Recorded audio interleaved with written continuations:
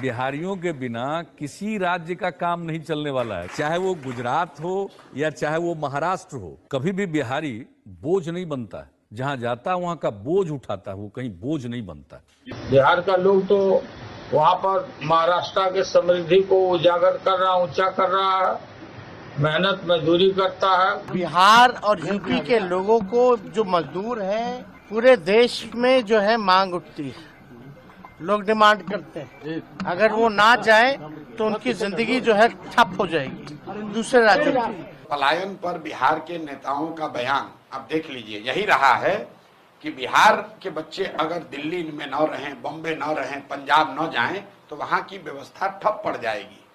ये पहली बार है, जबकि 3 साल पहले मैंने जनसुराज ने ये बात उठाई कि आपके हमारे बच्चे दिल्ली बॉम्बे में जाकर सब्जी का ठेला लगाते हैं या साफ सफाई का काम करते हैं, टेम्पो ऑटो चलाते हैं। ये कोई शान की बात नहीं है। देखिए, कोई भी काम करने में कोई शिकायत नहीं है, काम सब अच्छा है, लेकिन जो लोग मजबूरी में बिहार के बच्चे जाकर अगर बॉम्बे में सब्जी बेच रहे हैं या वहां पर झाड़ू लगा रहे हैं या वहां पर ऑटो रिक्शा चला रहे हैं, पंजाब के खेतों में जाकर मजदूर का काम कर रहे हैं, ये शान और गौरव की बात नहीं है। आप नीतीश कुमार का बयान देखिए, लालू जी का, तेजस्वी का बयान देखिए। ये लोग हमेशा यही कहते हैं कि बिहारियों की हर जगह डिमांड है। मेरे भाई, बिहारियों की हर जगह डिमांड नहीं है। हम लोग के बच्चे मजबूरी में जाते रहे हैं और पलायन बिहार का सबसे बड़ा अभिशाप है। ये शान की बात नहीं है। शान की बात तब होती जब हम लोग यहाँ पर सब्जी उगाते और रेफ्रिजरेटेड ट्रेन से वो सब्जी दिल्ली जाती और तब हम लोग कहते कि अगर हम लोग से उलझोगे तो तुम्हारा खाना पीना दाना बंद कर देंगे। तो पलायन की बात उठाई है हम लोगों ने, क्योंकि गांव गांव में जाकर देखा कि इसका आर्थिक सामाजिक कितना बड़ा इसका नुकसान है। आप जरा इसको दूसरे तरह से समझिए। मध्यम वर्गीय परिवारों में किसी का पति 10-15 दिन बाहर चला जाता है तो लोग कहते हैं भैया 10 दिन से उनका पति बाहर है। बिहार के ज्यादातर परिवार में महिलाओं की ये नियति बन गई है कि उनके जो पति हैं वो कमाने के लिए जीवन भर बाहर ही रहेंगे।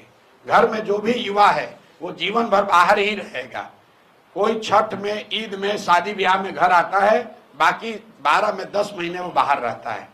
जब तक शरीर में लोगों के यहाँ दम है तब तक वो मजदूरी करता है। 60-65 वर्ष का हो जाएगा तो बूढ़ा जब हो जाएगा, मजदूरी नहीं कर सकता है तो गांव आता है। और फिर उसके परिवार का जो सबसे नया लड़का है, 16 साल का, 18 साल का, वो लड़का ट्रेन में फिर मजदूर बनकर जाता है। ये पीढ़ियों से बात चलती आ रही है, ये रुकना चाहिए। पलायन का दर्द सबसे बड़ा दर्द है, इसलिए जनसुराज ने इस मुद्दे को उठाया है। सिर्फ मुद्दे को उठाया नहीं है, इसका पूरा प्लान दिया है कि कैसे 1 साल में 50 लाख से ज्यादा बिहार से बाहर रहने वाले मजदूरों को वापस लाकर यहीं पर रोजगार दिया जा सकता है।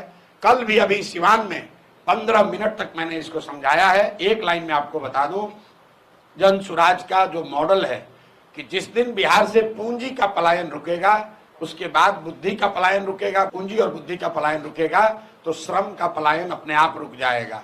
बिहार से हर साल सिर्फ लाखों बच्चे मजदूर बनकर नहीं जा रहे हैं, करीब करीब 2.5 लाख करोड़ रुपया पूंजी का पलायन हो रहा है, जो बैंकों के जरिए हम लोग का पैसा दूसरे राज्यों में जा रहा है। उसको रोकने की जरूरत है। वो जब रुकेगा तो जो समझदार लोग हैं, पढ़े लिखे लोग हैं, स्किल वाले लोग हैं, उस पैसे का इस्तेमाल करके वो यहाँ पर रोजी रोजगार की नई नई व्यवस्था शुरू करेंगे और उससे यहाँ पर श्रम का पलायन अपने आप रुक जाएगा। 1 साल में, जनसुराज का वादा है, 1 साल में किसी भी व्यक्ति को मजबूरी में, अंडरलाइन कर रहे हैं, मजबूरी में, स्वेच्छा से जाना चाहते हैं जाइए, लेकिन मजबूरी में अपने बच्चों का पेट भरने के लिए हरियाणा, पंजाब, दिल्ली, बॉम्बे जाने की जरूरत नहीं पड़ेगी। 10-12 हजार रुपए का रोजी रोजगार का अवसर बिहार में ही उनको करके दिया जाएगा।